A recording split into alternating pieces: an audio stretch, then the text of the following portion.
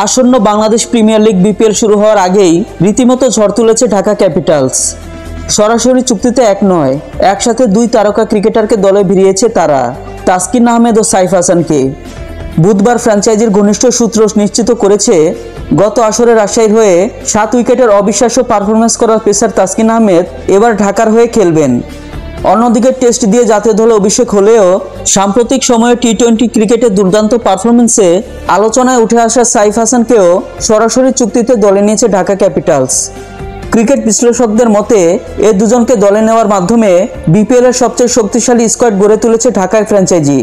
তাদের লক্ষ্য একটাই, 2025 বিপিএল শিরোপা জয়। আগামী 19 ডিসেম্বর মাঠে গড়াবে বিপিএল, যেখানে অংশ নেবে 5টি দল।